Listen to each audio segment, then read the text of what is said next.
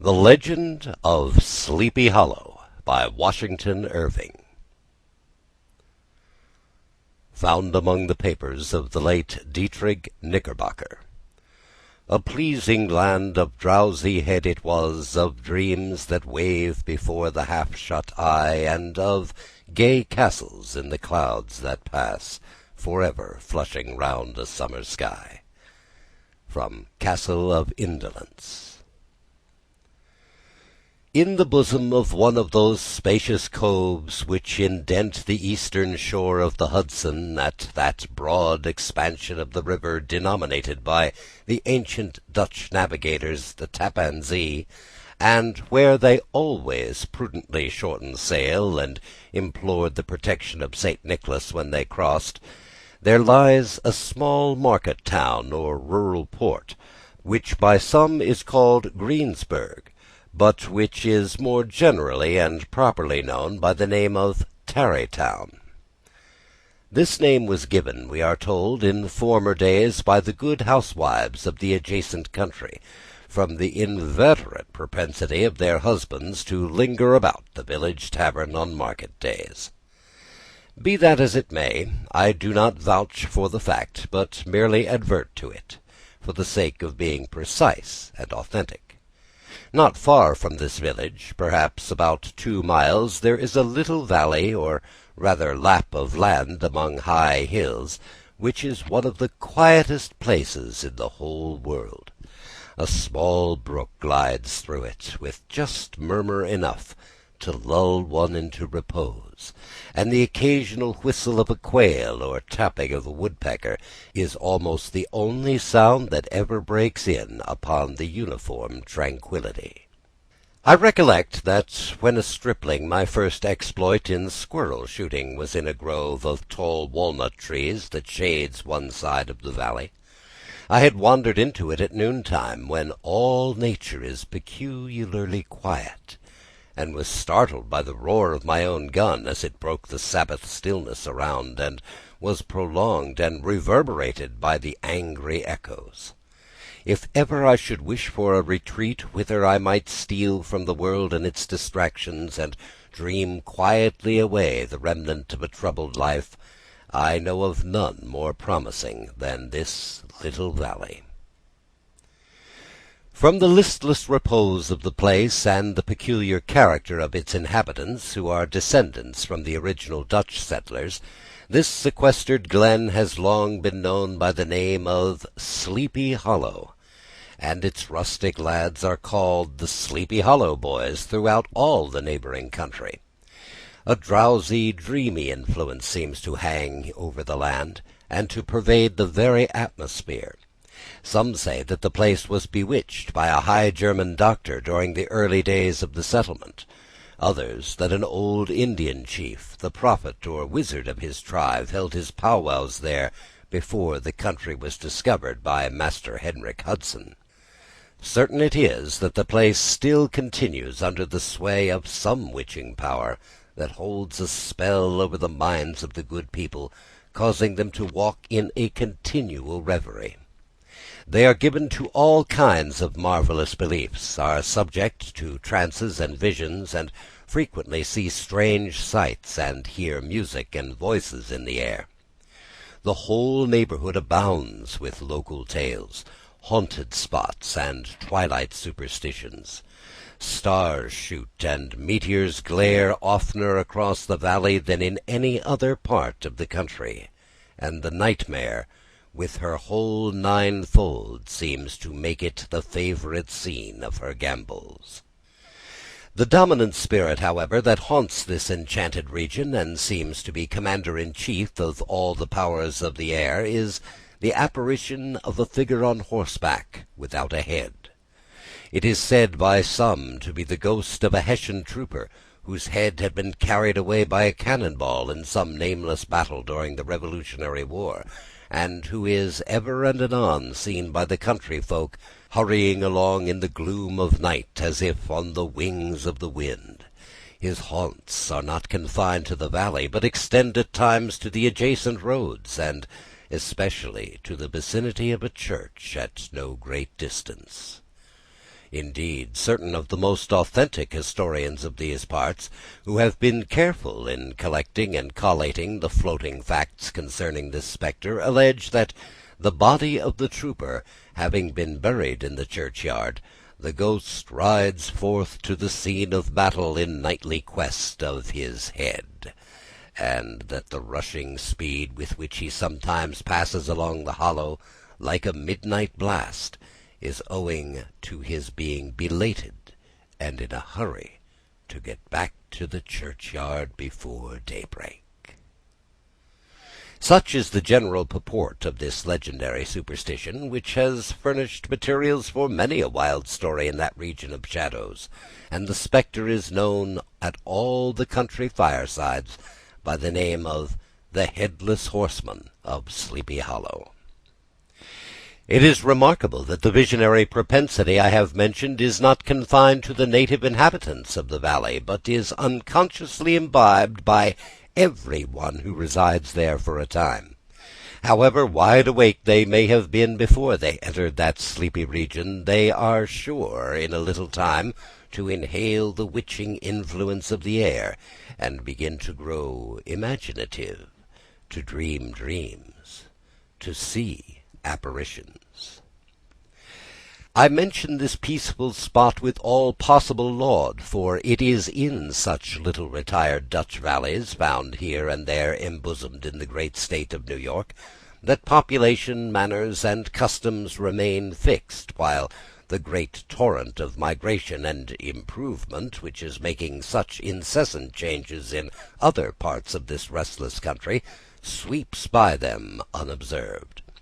They are like those little nooks of still water which border a rapid stream, where we may see the straw and bubble riding quietly at anchor, or slowly revolving in their mimic harbour, undisturbed by the rush of the passing current.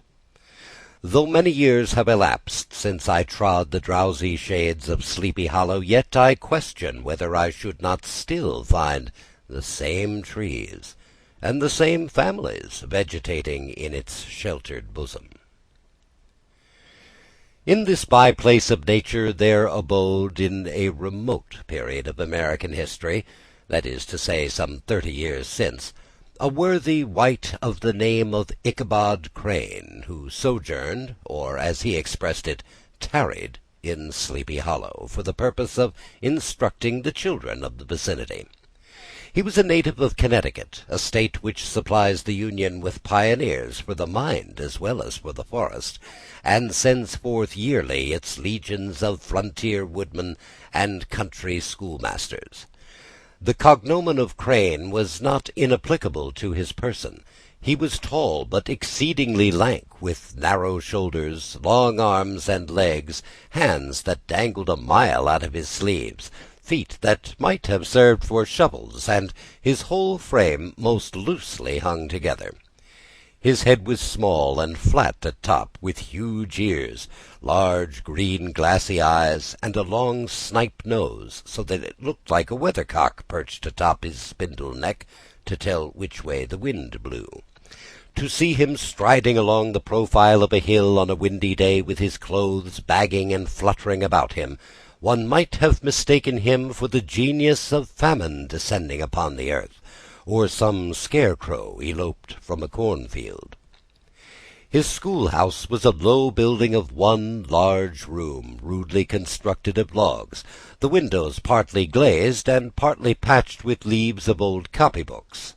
It was most ingeniously secured at vacant hours by a withe twisted in the handle of the door, and stakes set against the window shutters, so that, though a thief might get in with perfect ease, he would find some embarrassment in getting out, an idea most probably borrowed by the architect Jost van Houten from the mystery of an eel pot.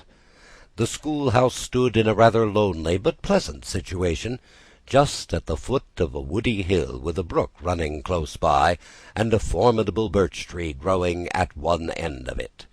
From hence the low murmur of his pupils' voices, conning over their lessons, might be heard on a drowsy summer's day, like the hum of a beehive, interrupted now and then by the authoritative voice of the master, in the tone of menace or command, or peradventure by the appalling sound of the birch, as he urged some tardy loiterer along the flowery path of knowledge.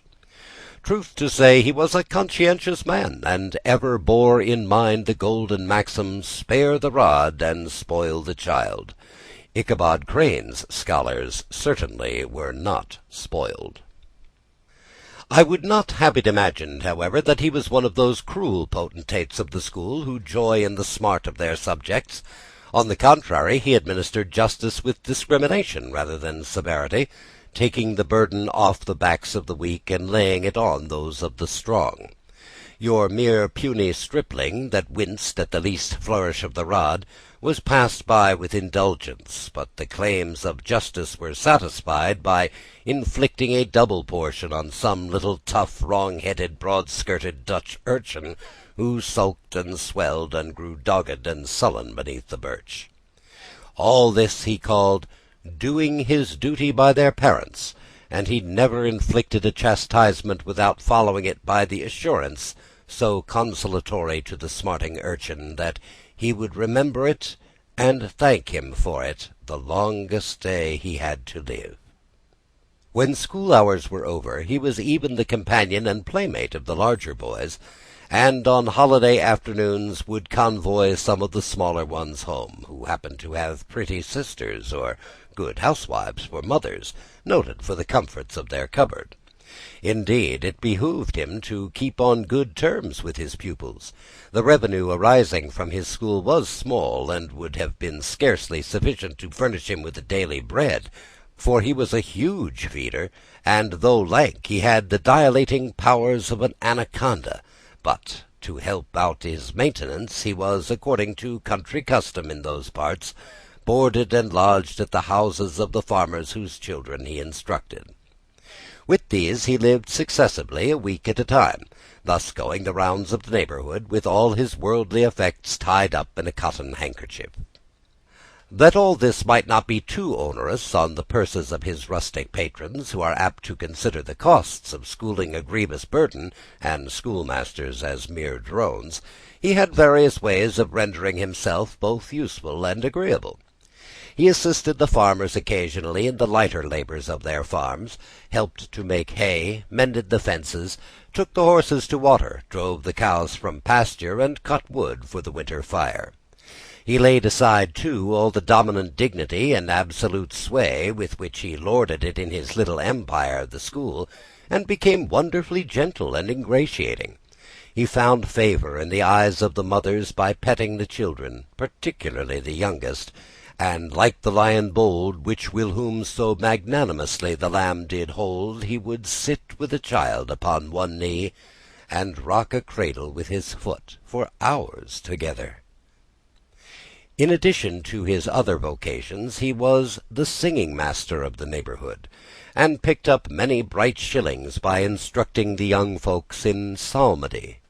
It was a matter of no little vanity to him on Sundays to take his station in front of the church gallery with a band of chosen singers, where, in his own mind, he completely carried away the palm from the parson. Certain it is, his voice resounded far above all the rest of the congregation, and there are particular quavers still to be heard in that church, and which may even be heard a half-mile off, quite to the opposite side of the mill-pond on a still Sunday morning, which are said to be legitimately descended from the nose of Ichabod Crane. Thus, by divers little makeshifts, and in that ingenious way which is commonly denominated by hook and by crook, the worthy pedagogue got on tolerably enough, and was thought by all who understood nothing of the labour of head-work to have a wonderfully easy life of it. The schoolmaster is generally a man of some importance in the female circle of a rural neighbourhood, being considered a kind of idle, gentlemanly personage, of vastly superior taste and accomplishments to the rough country swains, and indeed inferior in learning only to the parson. His appearance, therefore, is apt to occasion some little stir at the tea-table of a farmhouse, and the addition of a supernumerary dish of cakes or sweetmeats, or peradventure the parade of a silver teapot. Our man of letters, therefore, was peculiarly happy in the smiles of all the country damsels. How he would figure among them in the churchyard between services on Sundays, gathering grapes for them in the wild vines that overran the surrounding trees, reciting for their amusement all the epitaphs on the tombstones, or sauntering with a whole bevy of them along the banks of the adjacent mill pond, while the more bashful country bumpkins hung sheepishly back, envying his superior elegance and address.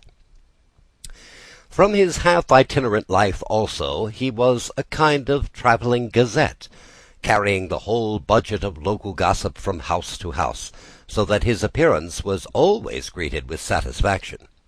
He was, moreover, esteemed by the women as a man of great erudition, for he had read several books quite through, and was the perfect master of Cotton Mather's History of New England Witchcraft, in which, by the way, he most firmly and potently believed. He was, in fact, an odd mixture of shrewdness and simple credulity.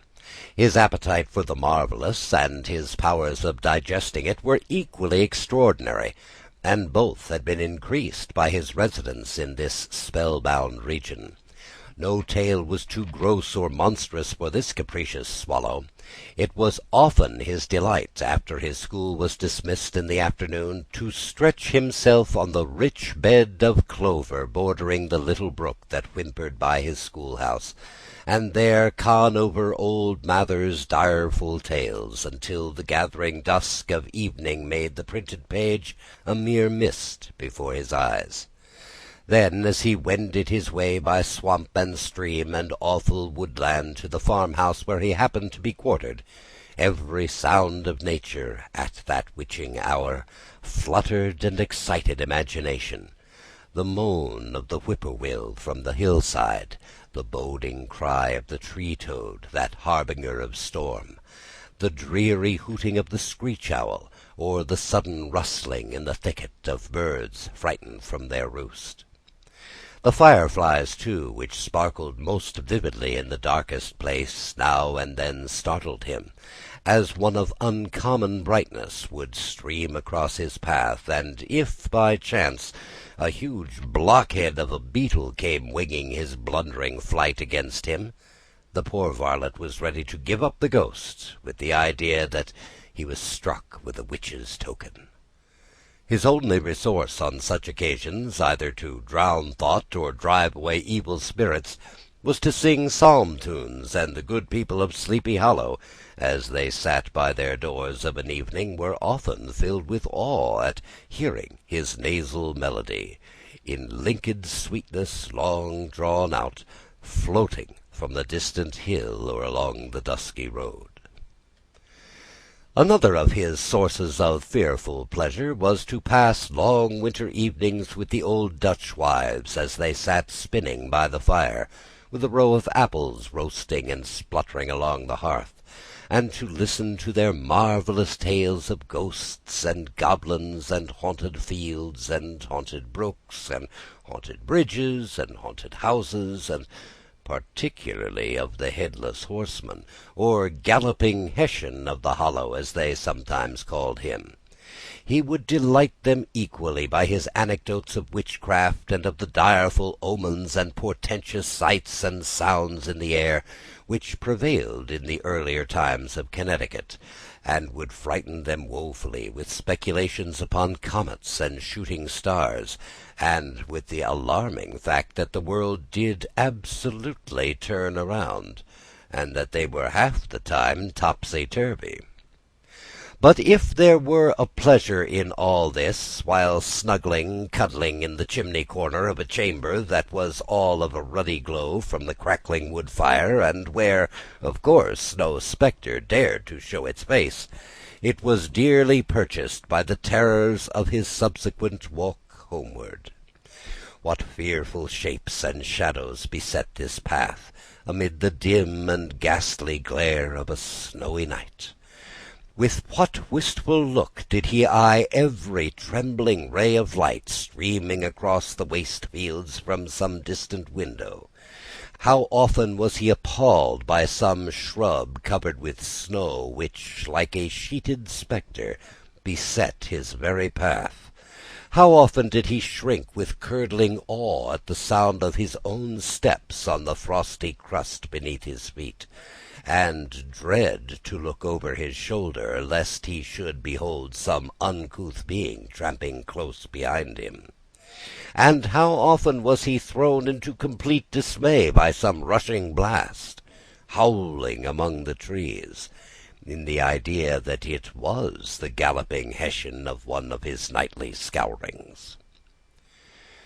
All these, however, were mere terrors of the night, phantoms of the mind that walk in darkness; and though he had seen many spectres in his time, and had been more than once beset by Satan in divers shapes in his lonely perambulations, yet daylight put an end to all these evils, and he would have passed a pleasant life of it, in spite of the devil and all his works, if his path had not been crossed by a being that causes more perplexity to mortal man than ghosts, goblins, and the whole race of witches put together, and that was a woman.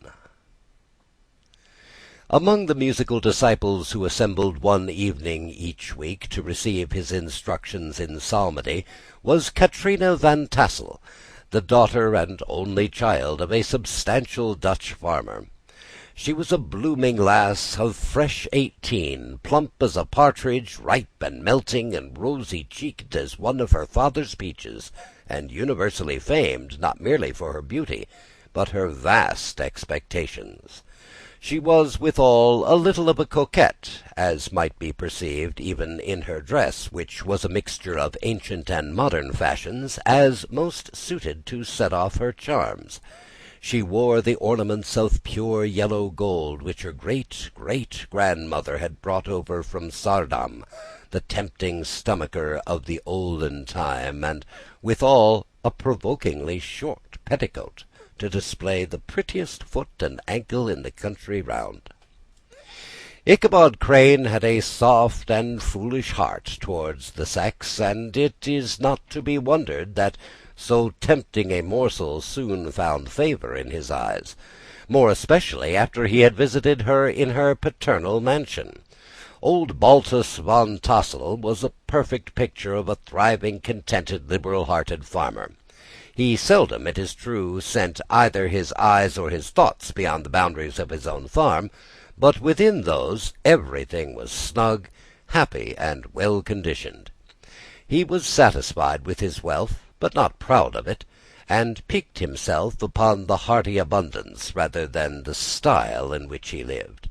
His stronghold was situated on the banks of the Hudson, in one of those green, sheltered, fertile nooks in which the Dutch farmers are so fond of nestling.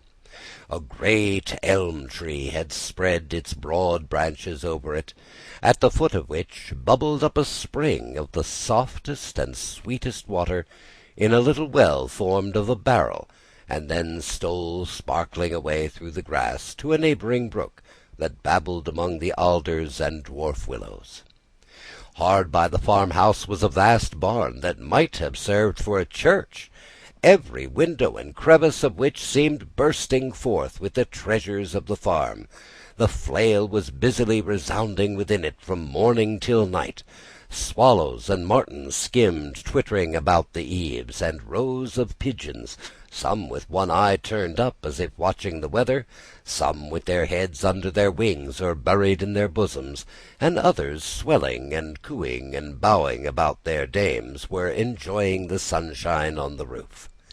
Sleek, unwieldy porkers were grunting in the repose and abundance of their pens, from which sallied forth now and then troops of sucking pigs, as if to snuff the air.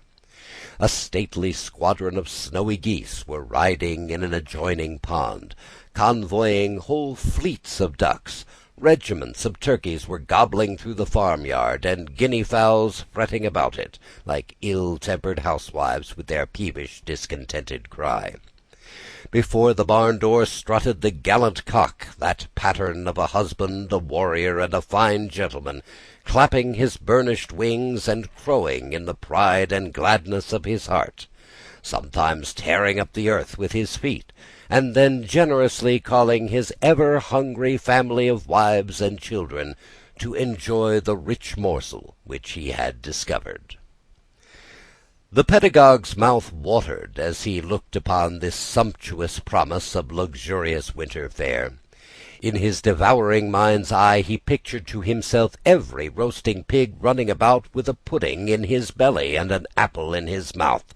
The pigeons were snugly put to bed in a comfortable pie, and tucked in with a coverlet of crust. The geese were swimming in their own gravy, and the ducks pairing cosily in dishes, like snug married couples with a decent competency of onion sauce. In the porkers he saw carved out the future sleek side of bacon, and juicy relishing ham. Not a turkey but he beheld daintily trussed up, with its gizzard under its wing, and peradventure a necklace of savoury sausages. And even bright Chanticleer himself lay sprawling on his back in a side dish, with uplifted claws, as if craving that quarter which his chivalrous spirit disdained to ask while living. As the enraptured Ichabod fancied all this, and as he rolled his great green eyes over the fat meadow lands, the rich fields of wheat, of rye, of buckwheat, and Indian corn, and the orchards burdened with ruddy fruit which surrounded the warm tenement of Van Tassel, his heart yearned after the damsel who was to inherit these domains, and his imagination expanded with the idea how they might be readily turned into cash, and the money invested in immense tracts of wild land and shingle palaces in the wilderness. Nay, his busy fancy already realized his hopes, and presented to him the blooming Katrina, with a whole family of children, mounted on top of the wagon, loaded with household trumpery, with pots and kettles dangling beneath, and he beheld himself astride a pacing mare, with a colt at her heels, setting out for Kentucky, Tennessee, or the Lord knows where. When he entered the house, the conquest of his heart was complete. It was one of those spacious farmhouses with high-ridged but lowly sloping roofs, built in the style handed down from the first Dutch settlers, the low projecting eaves forming a piazza along the front, capable of being closed up in bad weather. Under this were hung flails, harness, various utensils of husbandry, and nets for fishing in the neighbouring river. Benches were built along the sides for summer use, and a great spinning wheel at one end, and a churn at the other, showed the various uses to which this important porch might be devoted. From this piazza the wondering Ichabod entered the hall which formed the centre of the mansion, and the place of usual residence. Here rows of resplendent pewter, ranged on a long dresser, dazzled his eyes. In one corner hung a huge bag of wool ready to be spun; in another a quantity of linsey-woolsey just from the loom. Ears of Indian corn and strings of dried apples and peaches hung in gay festoons along the walls, mingled with the gaud of red peppers, and a door, left ajar, gave him a peep into the best parlour, where the claw-footed chairs and dark mahogany tables shone like mirrors. Andirons, with their accompanying shovel and tongs, glistened from their covert of asparagus tops. Mock oranges and conch shells decorated the mantelpiece. Strings of various-coloured bird eggs were suspended above it. A great ostrich egg was hung from the centre of the room, and a corner cupboard, knowingly left open, displayed immense treasures of old silver and well-mended china. From the moment Ichabod laid his eyes upon these regions of delight, the peace of his mind was at an end, and his only study was how to gain the affections of the peerless daughter of Van Tassel. In this enterprise, however, he had more real difficulties than generally fell to the lot of a knight-errant of yore, who seldom had anything but giants, enchanters, fiery dragons, and such like easily conquered adversaries to contend with, and had to make his way merely through gates of iron and brass, and walls of adamant, to the castle keep, where the lady of his heart was confined. All of which he achieved as easily as a man would carve his way to the centre of a Christmas pie, and then the lady gave him her hand as a matter of course. Ichabod, on the contrary, had to win his way to the heart of a country coquette, beset with a labyrinth of whims and caprices, which were for ever presenting new difficulties and impediments, and he had to encounter a host of fearful adversaries of real flesh and blood, the numerous rustic admirers who beset every portal to her heart, keeping a watchful and angry eye upon each other, but ready to fly out in common cause against any new competitor. Among these, the most formidable was a burly, roaring, roystering blade of the name of Abraham, or, according to the Dutch abbreviation, Brom van Brunt, the hero of the country round, which ranged with his feats of strength and hardihood. He was broad-shouldered and double-jointed, with short, curly black hair, and a bluff but not unpleasant countenance, having a mingled air of fun and arrogance. From his herculean frame and great powers of limb he had received the nickname Brom Bones, by which he was universally known. He was famed for great knowledge and skill in horsemanship, being as dexterous on horseback as a Tartar. He was foremost at all races and cockfights, and with the ascendancy which bodily strength always acquires in rustic life, he was the umpire in all disputes, setting his hat on one side, and giving his decisions with an air and tone that admitted to no gainsay or appeal. He was always ready for either a fight or a frolic, but had more mischief than ill will in his composition, and with all his overbearing roughness there was a strong dash of waggish good humour at bottom. He had 3 or 4 boon companions who regarded him as their model, and at the head of whom he scoured the country, attending every scene of feud or merriment for miles around. In cold weather he was distinguished by a fur cap, surmounted with a flaunting fox's tail, and when the folks at a country gathering descried this well-known crest at a distance, whisking about among the squad of hard riders, they always stood by for a squall. Sometimes his crew would be heard dashing along past farmhouses at midnight, with whoop and halloo like a troop of Don Cossacks, and the old dames, startled out of their sleep, would listen for a moment till the hurry-scurry had clattered by, and then exclaimed, "Aye, there goes Brom Bones and his gang." The neighbours looked upon him with a mixture of awe, admiration, and good-will, and when any madcap prank or rustic brawl occurred in the vicinity, they always shook their heads, and warranted Brom Bones was at the bottom of it. This rantipole hero had for some time singled out the blooming Katrina for the object of his uncouth gallantries, and though his amorous toyings were something like the gentle caresses and endearments of a bear, yet it was whispered that she did not altogether discourage his hopes. Certain it is, his advances were signals for rival candidates to retire, who felt no inclination to cross a lion in his amours, insomuch that when his horse was seen tied to Van Tassel's paling on a Sunday night, a sure sign that his master was courting, or, as it is termed, sparking, within, all other suitors passed by in despair, and carried the war to other quarters. Such was the formidable rival with whom Ichabod Crane had to contend, and, considering all things, a stouter man than he would have shrunk from the competition, and a wiser man would have despaired. He had, however, a happy mixture of pliability and perseverance in his nature.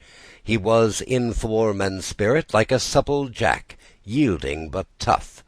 Though he bent, he never broke, and though he bowed beneath the slightest pressure, yet, the moment it was away, jerk, he was erect, and carried his head as high as ever. To have taken the field openly against his rival would have been madness, for he was not a man to be thwarted in his amours any more than that stormy lover Achilles. Ichabod therefore made his advances in a quiet and gently insinuating manner. Under cover of his character of singing master, he made frequent visits at the farmhouse. Not that he had anything to apprehend from the meddlesome interference of parents, which is so often a stumbling block in the path of lovers. Balt Van Tassel was an easy, indulgent soul. He loved his daughter better than his pipe, and, like a reasonable man and an excellent father, let her have her way in everything. His notable little wife, too, had enough to do to attend to her housekeeping and manage her poultry, for, as she sagely observed, ducks and geese are foolish things, and must be looked after, but girls can take care of themselves. Thus, while the busy dame bustled about the house, or plied her spinning-wheel at the one end of the piazza, honest Balt would sit smoking his pipe at the other, watching the achievements of a little wooden warrior who, armed with a sword in each hand, was most valiantly fighting in the wind in the pinnacle of the barn.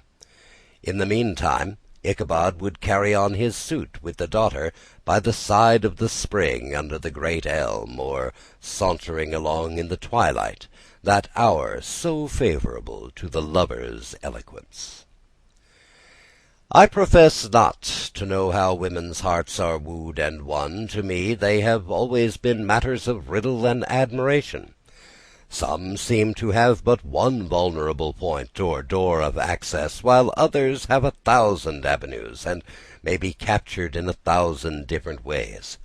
It is a great triumph of skill to gain the former, but a still greater proof of generalship to maintain possession of the latter, for a man must battle for his fortress at every door and window. He who wins 1,000 common hearts is therefore entitled to some renown, but he who keeps undisputed sway over the heart of a coquette is indeed a hero. Certain it is, this was not the case with the redoubtable Brom Bones, and from the moment Ichabod Crane made his advances, the interests of the former evidently declined. His horse was no longer seen tied to the palings on Saturday nights, and a deadly feud gradually arose between him and the preceptor of Sleepy Hollow. Brom, who had a degree of rough chivalry in his nature, would fain have carried matters to open warfare, and have settled their pretensions to the lady, according to the mode of those most concise and simple reasoners, the knights-errant of yore, by single combat. But Ichabod was too conscious of the superior might of his adversary to enter the lists against him. He had overheard a boast of Bones that he would double the schoolmaster up and lay him on a shelf of his own schoolhouse, and he was too wary to give him an opportunity. There was something extremely provoking in this obstinately pacific system. It left Brom no alternative but to draw upon the funds of rustic waggery in his disposition, and to play off boorish practical jokes upon his rival. Ichabod became the object of whimsical persecution to Bones and his gang of rough riders. They harried his hitherto peaceful domains, smoked out the singing school by stopping up the chimney, broke into the schoolhouse at night in spite of its formidable fastenings of withe and window stakes, and turned everything topsy-turvy, so that the poor schoolmaster began to think all the witches in the country held their meetings there.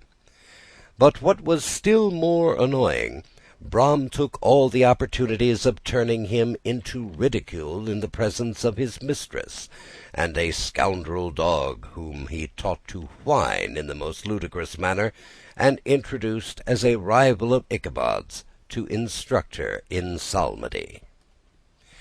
In this way matters went on for some time, without producing any material effect on the relative situations of the contending powers. On a fine autumnal afternoon, Ichabod, in pensive mood, sat enthroned on the lofty stool from whence he usually watched all the concerns of his little literary realm. In his hand he swayed a ferule, that sceptre of despotic power. The birch of justice reposed on 3 nails behind the throne, a constant terror to evildoers, while on the desk before him might be seen sundry contraband articles and prohibited weapons detected upon the persons of idle urchins, such as half-munched apples, pop-guns, whirligigs, fly-cages, and whole legions of rampant little paper gamecocks. Apparently there had been some appalling act of justice recently inflicted, for his scholars were all busily intent upon their books, or slyly whispering behind them, with one eye kept on the master, and a kind of buzzing stillness reigned throughout the schoolroom. It was suddenly interrupted by the appearance of a negro in a tow-cloth jacket and trousers, a round-crowned fragment of a hat like the cap of Mercury, and mounted on the back of a ragged, wild, half-broken colt, which he managed with a rope by way of a halter. He came clattering up to the school with an invitation to Ichabod to attend a merrymaking or quilting frolic, to be held that afternoon at Mynheer Van Tassel's, and, having delivered his message with that air of importance and effort at fine language which a negro is apt to display on petty embassies of the kind, he dashed over the brook, and was seen scampering away up the hollow, full of the importance and hurry of his mission. All was now bustle and hubbub in the late quiet schoolroom. The scholars were hurried through their lessons without stopping at trifles. Those who were nimble skipped over half with impunity, and those who were tardy had a smart application now and then in the rear, to quicken their speed or help them over a tall word. Books were flung aside without being put away on the shelves. Inkstands were overturned, benches thrown down, and the whole school was turned loose, an hour before the usual time, bursting forth like a legion of young imps, yelping and racketing about the green in joy at their early emancipation. The gallant Ichabod now spent at least an extra half-hour at his toilet, brushing and furbishing up his best, and indeed only, suit of rusty black, and arranging his locks by a bit of broken looking-glass that hung up in the schoolhouse. That he might make his appearance before his mistress in the true style of a cavalier, he borrowed a horse from the farmer with whom he was domiciliated, a choleric old Dutchman of the name of Hans van Ripper, and thus gallantly mounted, issued forth like a knight-errant in quest of adventures. But it is meet I should, in the true spirit of romantic story, give some account of the looks and equipments of my hero and his steed. The animal he bestrode was a broken-down plough-horse that had outlived almost everything but its viciousness. He was gaunt and shagged, with a ewe-neck and a head like a hammer. His rusty mane and tail were tangled and knotted with burrs. One eye had lost its pupil and was glaring and spectral, but the other had the gleam of a genuine devil in it. Still, he must have had fire and metal in his day, if we may judge from the name he bore of Gunpowder. He had, in fact, been a favourite steed of his master's, the choleric Van Ripper, who was a furious rider, and had infused, very probably, some of his own spirit into the animal, for, old and broken down as he looked, there was more of the lurking devil in him than in any young filly in the country. Ichabod was a suitable figure for such a steed. He rode with short stirrups, which brought his knees nearly up to the pommel of his saddle. His sharp elbows stuck out like grasshoppers.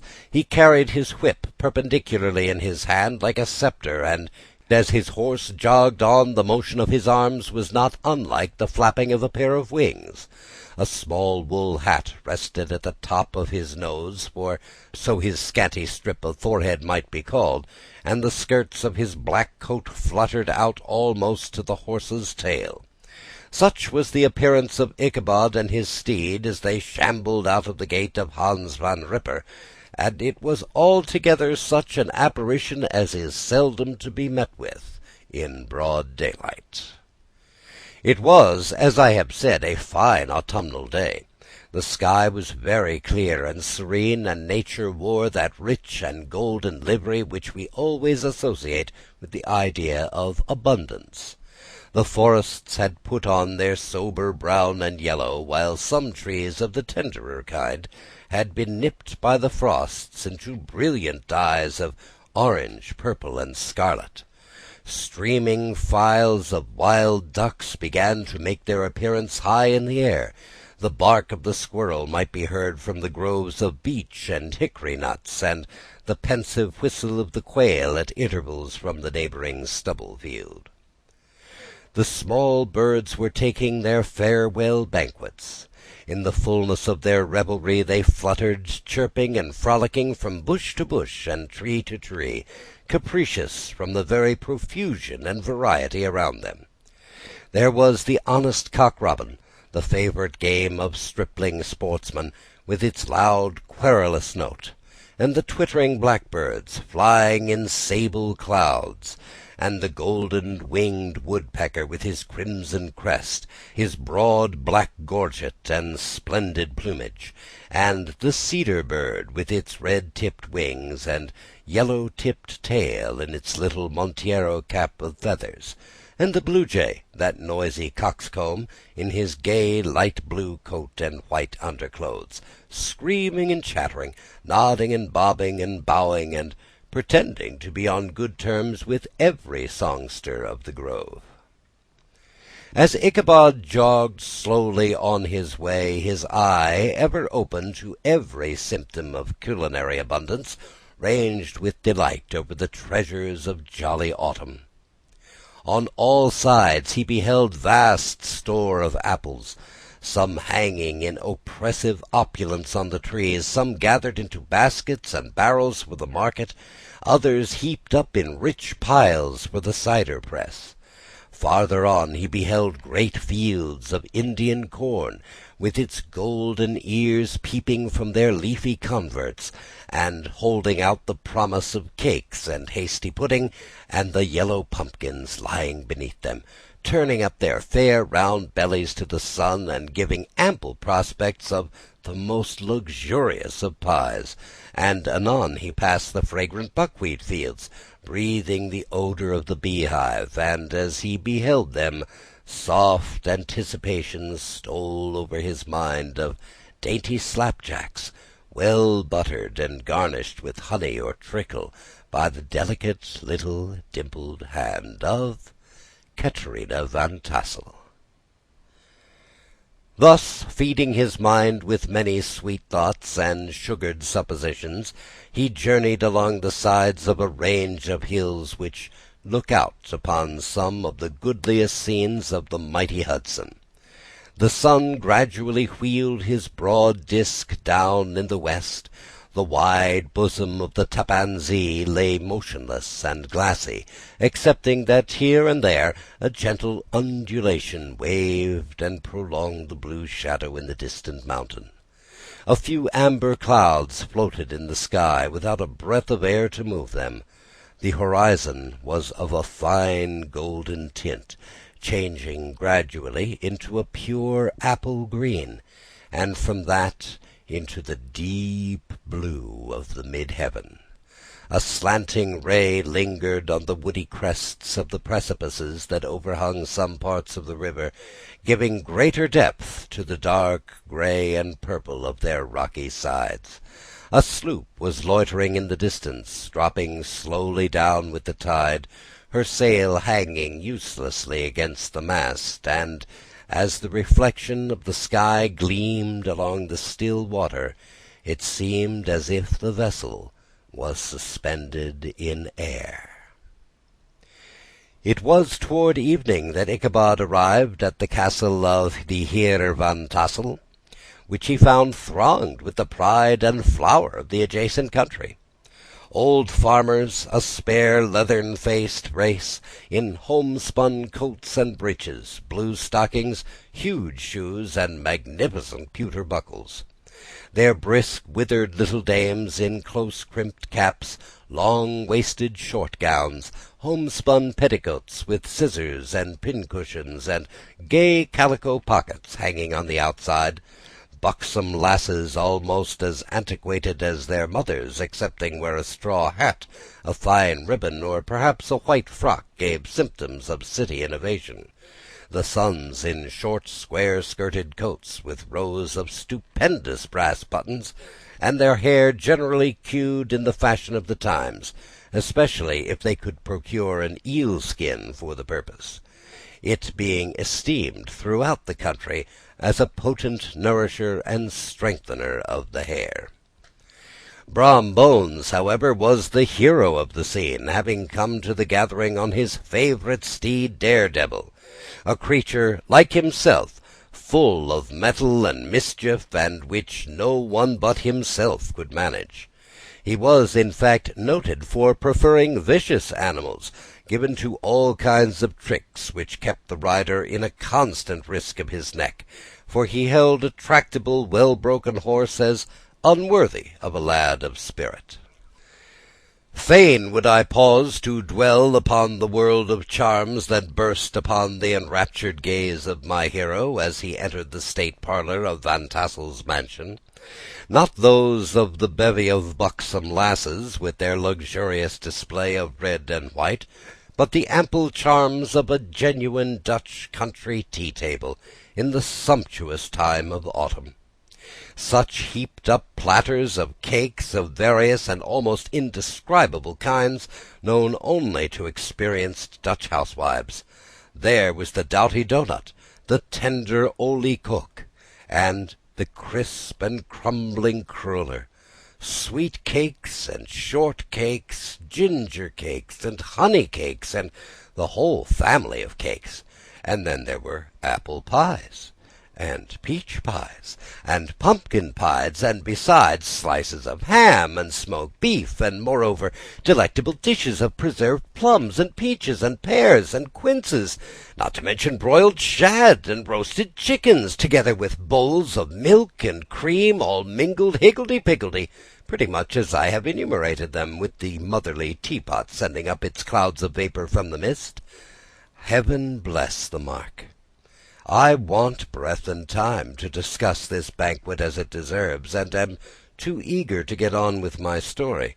Happily, Ichabod Crane was not in so great a hurry as his historian, but did ample justice to every dainty. He was a kind and thankful creature, whose heart dilated in proportion as his skin was filled with good cheer, and whose spirits rose with eating, as some men's do with drink. He would not help, too, rolling his large eyes about him as he ate, and chuckling with the possibility that he might one day be lord of all this scene of almost unimaginable luxury and splendour.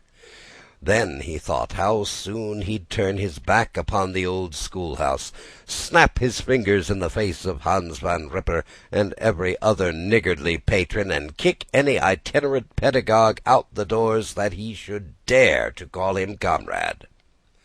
Old Baltus Van Tassel moved about among his guests with a face dilated with content and good humour, round and jolly as the harvest moon. His hospitable attentions were brief but expressive, being confined to a shake of the hand, a slap on the shoulder, a loud laugh, and a pressing invitation to fall to and help themselves. And now the sound of the music from the common room or hall summoned to the dance. The musician was an old grey-headed negro, who had been the itinerant orchestra of the neighbourhood for more than half a century. His instrument was old and battered as himself. The greater part of the time he scraped on 2 or 3 strings, accompanying every movement of the bow with a motion of his head, bowing almost to the ground, and stamping with his foot whenever a fresh couple were to start. Ichabod prided himself upon his dancing as much as upon his vocal powers. Not a limb, not a fibre about him was idle, and to have seen his loosely hung frame in full motion and clattering about the room, you would have thought St. Vitus himself, that blessed patron of the dance, was figuring before you in person. He was the admiration of all the negroes, who, having gathered of all ages and sizes from the farm and the neighbourhood, stood forming a pyramid of shining black faces at every door and window, gazing with delight at the scene, rolling their white eyeballs, and showing grinning rows of ivory from ear to ear. How could the flogger of urchins be otherwise than animated and joyous? The lady of his heart was his partner in the dance, and smiling graciously in reply to all his amorous oglings, while Brom Bones, sorely smitten with love and jealousy, sat brooding by himself in the corner. When the dance was at an end, Ichabod was attracted to a knot of the sager folks, who, with old Van Tassel, sat smoking at one end of the piazza, gossiping over former times, and drawing out the long stories about the war. This neighbourhood, at the time of which I am speaking, was one of those highly favoured places which abound with chronicle and great men. The British and American line had run near it during the war, and it had, therefore, been the scene of marauding, and infested with refugees, cowboys, and all kinds of border chivalry. Just sufficient time had elapsed to enable each story-teller to dress up his tale with a little becoming fiction, and in the indistinctness of his recollection to make himself the hero of every exploit. There was the story of Doffue Martling, a large blue-bearded Dutchman who had nearly taken a British frigate with an old iron 9-pounder from a mud breastwork, only that his gun burst at the 6th discharge. And there was an old gentleman who shall be nameless, being too rich a Mynheer to be lightly mentioned, who, in the Battle of White Plains, being an excellent master of defence, parried a musket-ball with a small sword, insomuch that he absolutely felt it whiz round the blade, and glance off the hilt, in proof of which he was ready at any time to show the sword, with the hilt a little bent. There were several more that had been equally great in that field, not one of whom but was persuaded that he had a considerable hand in bringing the war to a happy termination. But all these were nothing to the tales of ghosts and apparitions that succeeded. The neighbourhood was rich in legendary treasures of the kind. Local tales and superstitions thrive best in these sheltered, long-settled retreats, but are trampled under foot by the shifting throng that forms the population of most country places. Besides, there is no encouragement for ghosts in most of our villages, for they have scarcely had time to finish their first nap, and turn themselves over in their graves, before their surviving friends have travelled away from the neighbourhood, so that when they turn out at night to walk their rounds, they have no acquaintance left to call upon. This is perhaps the reason why we so seldom hear of ghosts, except in our long-established Dutch communities. The immediate cause, however, of the prevalence of supernatural stories in these parts was doubtless owing to the vicinity of Sleepy Hollow. There was a contagion in the very air that blew from that haunted region. It breathed forth an atmosphere of dreams and fancies, infecting all the land. Several of the Sleepy Hollow people were present at Van Tassel's, and, as usual, were doling out their wild and wonderful legends. Many dismal tales were told about funeral trains, and mourning cries, and wailings heard and seen about the great tree where the unfortunate Major Andre was taken, and which stood in the neighbourhood. Some mention was also given of the women in white that haunted the dark glen at Raven Rock, and was often heard to shriek on winter nights before a storm, having perished there in the snow. The chief part of the stories, however, turned about the favourite spectre of Sleepy Hollow, the Headless Horseman, who had been heard several times of late patrolling the country, and, it was said, tethered his horse nightly among the graves in the churchyard. The sequestered situation of this church seems always to have made it a favourite haunt of troubled spirits. It stands on a knoll, surrounded by locust trees and lofty elms, from among which its decent whitewashed walls shine modestly forth, like Christian purity beaming through the shades of retirement. A gentle slope descends from it to a silver sheet of water, bordered by high trees, between which peeps may be caught at the blue hills of the Hudson. To look upon its grass-grown yard, where the sunbeams seem to sleep so quietly, one would think that there, at least, the dead might rest in peace. On one side of the church extends a wide woody dell, along which raves of a large brook among broken rocks and trunks of fallen-down trees. Over a deep black part of the stream, not far from the church, was formerly thrown a wooden bridge. The road that led to it and the bridge itself were thickly shaded by overhanging trees, which cast a gloom about it even in the daytime, but occasioned a fearful darkness at night. Such was one of the favourite haunts of the Headless Horseman, and the place where he was most frequently encountered. The tale was told of old Brewer, the most heretical disbeliever in ghosts, of how he met the horseman returning from his foray into Sleepy Hollow, and was obliged to get up behind him, and how they galloped over bush and brake, over hill and swamp, until they reached the bridge, when the horseman suddenly turned into a skeleton, threw old Brewer into the brook, and sprang away over the tree-tops with a clap of thunder. This story was immediately matched by a thrice marvellous adventure of Brom Bones, who made light of the galloping Hessian as an errant jockey. He affirmed that, on returning one night from the neighbouring village of Sing Sing, he had been overtaken by this midnight trooper, that he had offered to race him for a bowl of punch, and should have won it too, for Daredevil beat that goblin horse all hollow. But just as they came to the church bridge, the Hessian bolted and vanished in a flash of fire.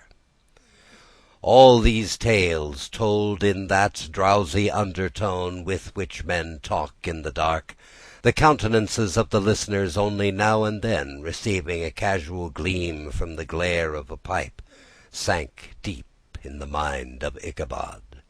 He repaid them in kind with large extracts from his invaluable author Cotton Mather, and added many marvellous events that had taken place in his native state of Connecticut, and fearful sights which he had seen in his nightly walks about Sleepy Hollow.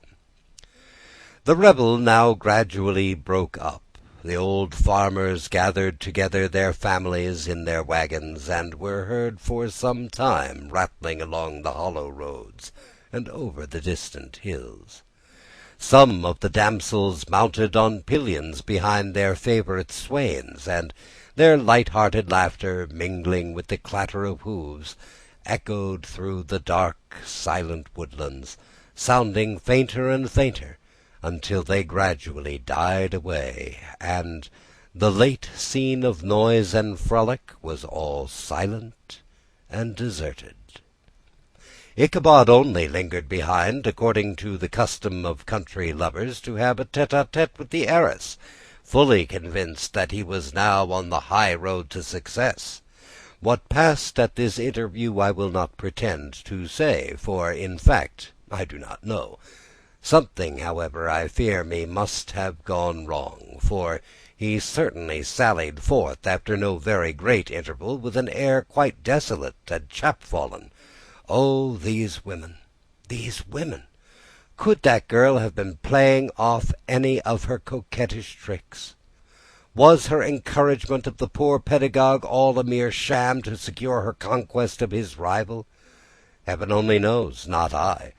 Let it suffice to say that Ichabod stole forth with the air of one who has been sacking a hen-roost rather than a fair lady's heart. Without looking to either left or right to notice the scene of rural wealth on which he had so often gloated, he went straight to the stable, and with several hearty cuffs and kicks roused his steed most uncourteously from the comfortable quarters in which he was soundly sleeping, dreaming of mountains of corn and oats, and whole valleys of timothy and clover. It was the very witching time of night that Ichabod, heavy-hearted and crestfallen, pursued his travels homewards along the sides of the lofty hills which rise above Tarrytown, and which he had traversed so cheerily in the afternoon. The hour was as dismal as himself. Far below, the Tappan Zee spread its dusky and indistinct waste of waters, with here and there the tall mast of a sloop riding quietly at anchor under the land. In the dead hush of midnight he could even hear the barking of the watchdog from the opposite shore of the Hudson, but it was so vague and faint as to only give an idea of his distance from the faithful companion of man. Now and then, too, the long drawn-out crowing of a cock accidentally awakened would sound far, far off, from some farmhouse away from the hills. But it was like a dreaming sound in his ear. No sounds of life occurred near him, but occasionally the melancholy chirp of a cricket, or perhaps the guttural twang of a bullfrog in its neighbouring marsh, as if sleeping uncomfortably and turning suddenly in his bed. All the stories of ghosts and goblins that he had heard in the afternoon now came crowding upon his recollection. The night grew darker and darker. The stars seemed to sink deeper in the sky, and driving clouds occasionally hid them from his sight. He had never felt so lonely and dismal. He was, moreover, approaching the very place where many of the scenes of the ghost stories had been laid. In the centre of the road stood an enormous tulip tree, which towered like a giant above all the other trees of the neighbourhood, and formed a kind of landmark. Its limbs were gnarled and fantastic, large enough to form trunks for ordinary trees, twisting down almost to the earth, and rising again into the air. It was connected with the tragical story of the unfortunate Andre, who had been taken prisoner hard by, and was universally known by the name of Major Andre's tree. The common people regarded it with a mixture of respect and superstition, partly out of sympathy for the fate of its ill-starred namesake, and partly from the tales of strange sights and doleful lamentations told concerning it.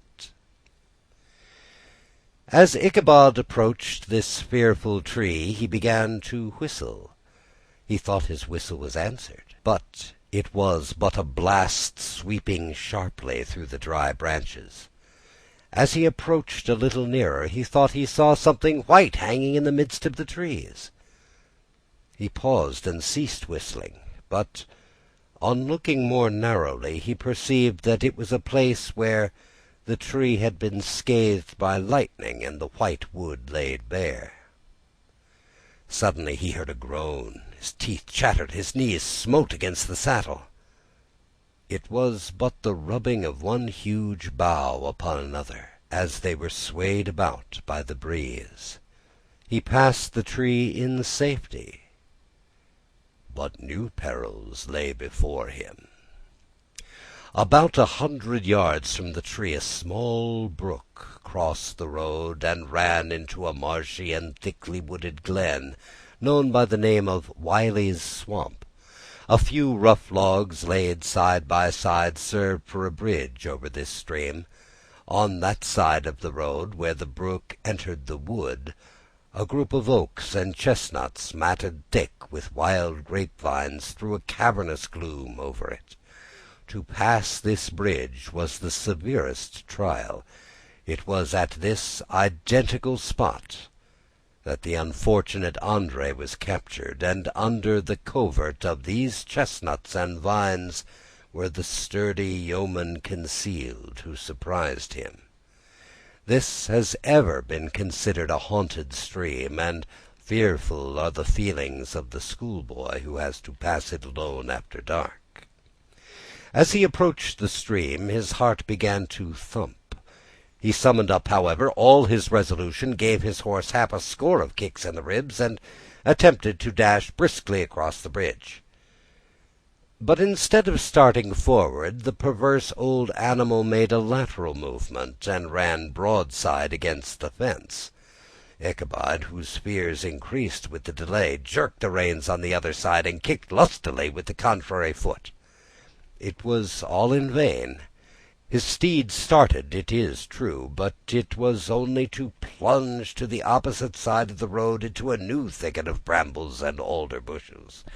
The schoolmaster now bestowed both whip and heel upon the quivering ribs of old Gunpowder, who dashed forward, snuffling and snorting, but came to a stand just by the bridge with a suddenness that had nearly sent his rider sprawling over his head. Just at this moment, a plashy tramp by the side of the bridge caught the sensitive ear of Ichabod. In the dark shadow of the grove, on the margin of the brook, he beheld something huge, misshapen, and towering. It stirred not, but seemed gathered up by the gloom, like some gigantic monster ready to spring upon the traveller. The hair of the affrighted pedagogue rose upon his head with terror. What was to be done? To turn and fly was now too late, and besides, what chance was there of escaping a ghost or a goblin, if such it was, which could ride upon the wings of the wind? Summoning up, therefore, a show of courage, he demanded in stammering accents, "Who are you?" He received no reply. He repeated his demand in a still more agitated voice. Still there was no answer. Once more he cudgelled the sides of the inflexible Gunpowder, and, shutting his eyes, broke forth with involuntary fervour into a psalm tune. Just then the shadowy object of alarm put itself in motion. With a scramble and a bound, stood at once in the middle of the road. Though the night was dark and dismal, yet the form of the unknown might now in some degree be ascertained. He appeared to be a horseman of large dimensions, and mounted on a black horse of powerful frame. He made no offer of molestation or sociability, but came aloof on one side of the road, jogging along on the blind side of old Gunpowder, who had now got over his fright and waywardness. Ichabod, who had no relish for this strange midnight companion, and bethought himself of the adventure of Brom Bones with the galloping Hessian, now quickened his steed in hopes of leaving him behind. The stranger, however, quickened his horse to an equal pace. Ichabod pulled up, fell into a walk, thinking to lag behind, but the other did the same. His heart began to sink within him. He endeavoured to resume his psalm tune, but his parched tongue clove to the roof of his mouth, and he could not utter a stave.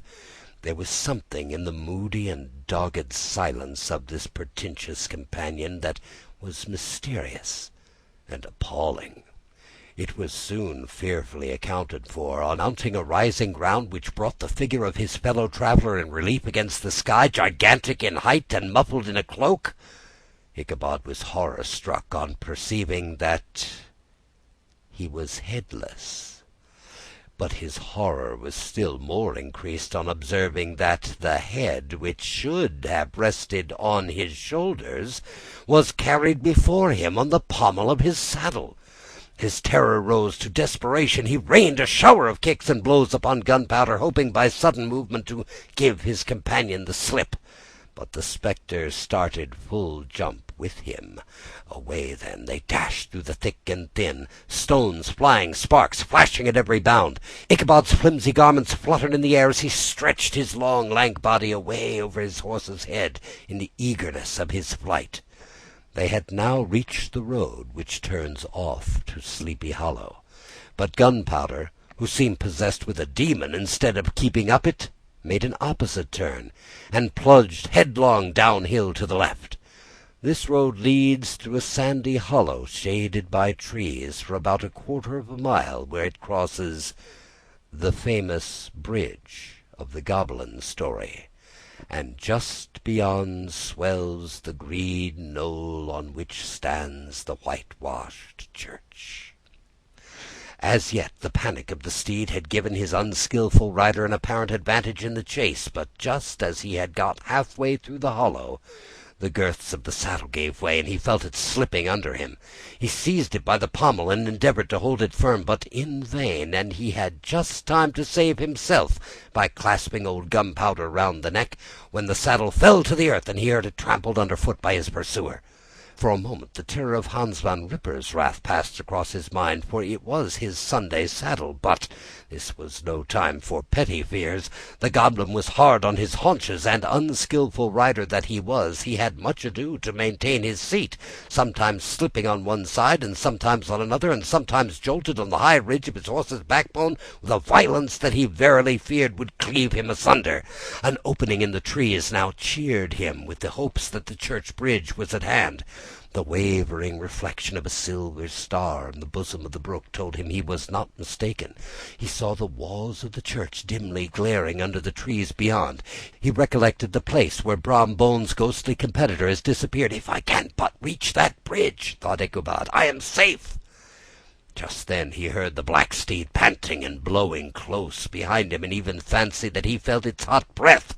Another convulsive kick in the ribs, and old Gunpowder sprang upon the bridge. He thundered over the resounding planks. He gained the opposite side, and now Ichabod cast a look behind to see if his pursuer should vanish according to rule in a flash of fire and brimstone.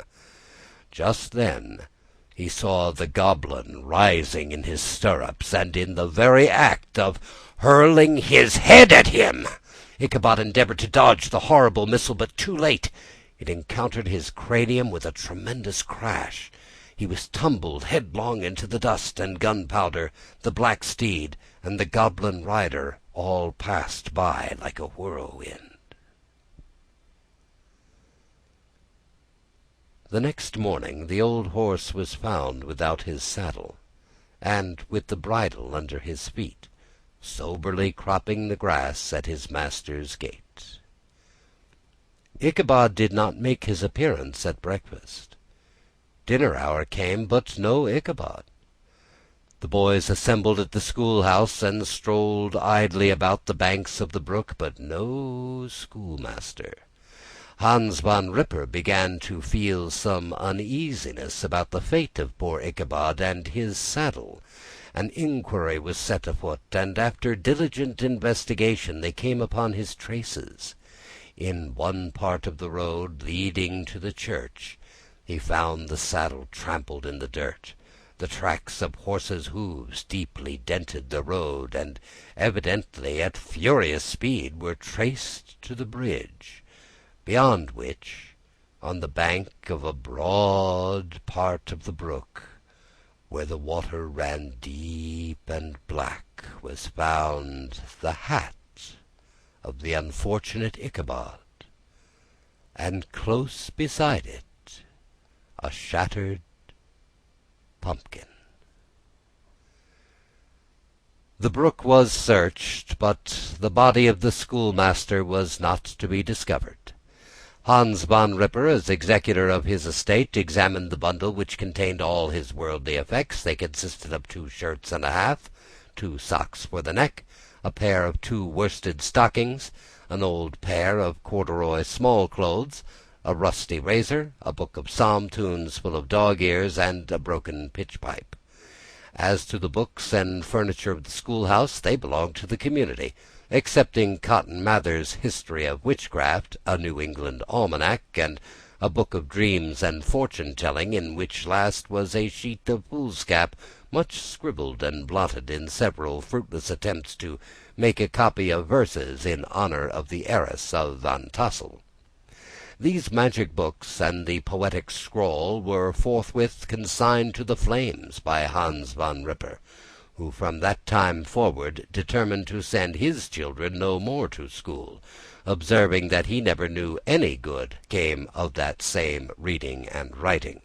Whatever money the schoolmaster possessed, and he had received his quarter's pay but a day or two before, he must have had about his person at the time of his disappearance. The mysterious event caused much speculation at the church on the following Sunday. Knots of gazers and gossips were collected in the churchyard, at the bridge, and at the spot where the hat and pumpkin had been found. The stories of Broer, of Bones, and of a whole budget of others were called to mind, and when they had diligently considered them all, and compared them with the symptoms of the present case, they shook their heads and came to the conclusion that Ichabod had been carried off by the Galloping Hessian. As he was a bachelor and in nobody's debt, nobody troubled his head any more about him, and the school was removed to a different quarter of the hollow, and another pedagogue reigned in his stead. It is true, an old farmer who had been down to New York on a visit several years earlier, and from whom this account of the ghostly adventure was received, brought home the intelligence that Ichabod Crane was still alive, and that had left the neighbourhood partly through fear of the goblin and Hans Van Ripper, and partly in mortification at having been suddenly dismissed by the heiress, that he had changed his quarters to a distant part of the country, and kept school and studied law at the same time, had been admitted to the bar, turned politician, electioneered, written for the newspapers, and finally had been made a justice of the 10-pound court. Brom Bones, too, who shortly after his rival's disappearance conducted the blooming Katrina in triumph to the altar, was observed to look exceedingly knowing whenever the story of Ichabod was related, and always burst into a hearty laugh at the mention of the pumpkin, which led some to suspect that he knew more about the matter than he chose to tell. The old country wives, however, who were the best judges of these matters, maintain to this day that Ichabod was spirited away by supernatural means, and it is a favourite story often told about the neighbourhood round the winter evening fire. The bridge became more than ever an object of superstitious awe, and that may be the reason why the road has been altered of late years, so as to approach the church by the border of the mill-pond. The schoolhouse, being deserted, soon fell to decay, and was reported to be haunted by the ghost of the unfortunate pedagogue, and the ploughboy, loitering homeward of a still summer evening, has often fancied his voice at a distance, chanting a melancholy